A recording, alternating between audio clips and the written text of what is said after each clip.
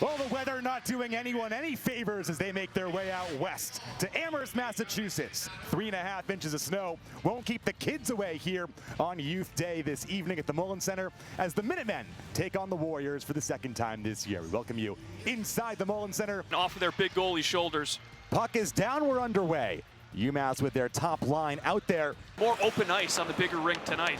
And here comes Parker Lalonde. He has a step. Here comes Lalonde. Walks and dangles. Couldn't jam it by Rabel. But danger averted because of Big Michael.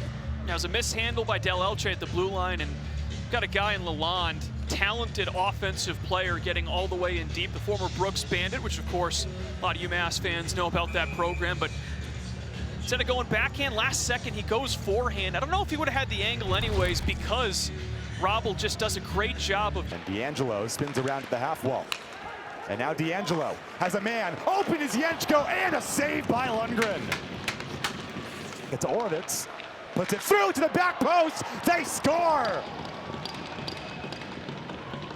Trevor Hoskin, the recipient of a great feed. Defensive zone by Merrimack.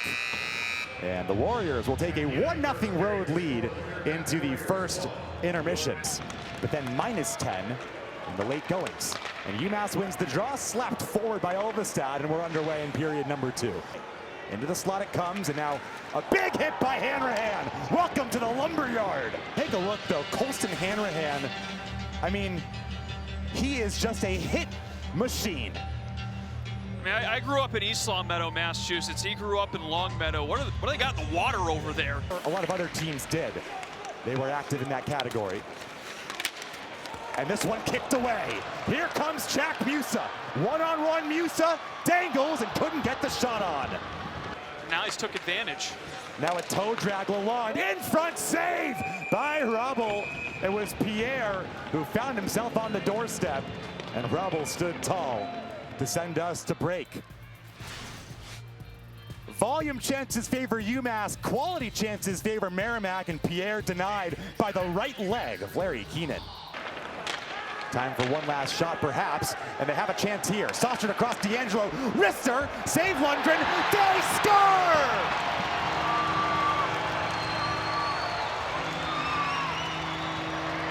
Klechka in the clutch, and we are tied. An even strength goal right as time expired on the power play, and UMass has leveled it here at 1-1. This will be a little interesting though, Nathan, because Lucas Klechka was on the doorstep and there might have been some contact with Lundgren. There you see he's behind him. I don't know if he touches him, and it works out where the puck ends up behind the Merrimack goalie. Tough to tell there. Remember, Merrimack does not have their time. Yeah, he's behind him, but he didn't touch him. All right, and the other thing is, it's initiated by the goalie. He comes out of his crease. Nyes has it back at the buzzer. Wrister and a great blocked shot as time expires. Really nice sacrifice there from Seamus Powell. And UMass with 7 shots on the power play. We'll have 40 seconds of time that carries over to the third against the Riverhawks. How about 3 straight games against the Riverhawks? That is going to be playoff-style hockey. Going right to the net for a screen in his first shift of the night. Now a chance. Here they come. Loose through the blue paint and a save. Rebound! And it goes over. That was a great opportunity. And now a 2-on-1. Olvestad in. Scores!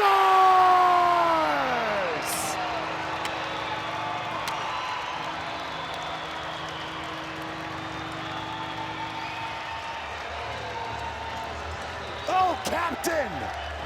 Olvestad. And it's 2-1 UMass.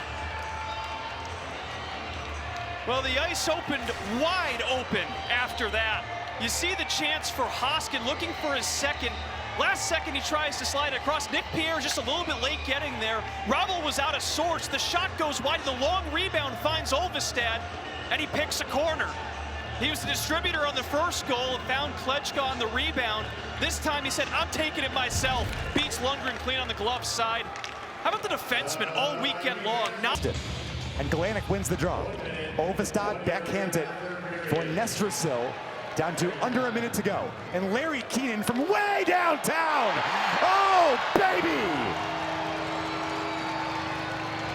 Larry Keenan, 200-footer, and that will seal it. The Minutemen with an empty net goal from Larry Keenan have a 2-goal lead, and they're on the verge of a 3-game win streak. They continue to climb the Hockey East ranks, and that was a laser from Larry. Nothing but net. All the way downtown. Keenan, another guy who hadn't scored in a while. We have to go back to the Omaha series. And Greg Carvel over the years has always talked about how he wants his guys taking a chance at the empty net. Even if you're just coming off an icing, if you have time and space, get it down the rink. And that was as accurate as it comes for Keenan. A couple of defenseman goals tonight in the mid. Far side. And the final horn sounds.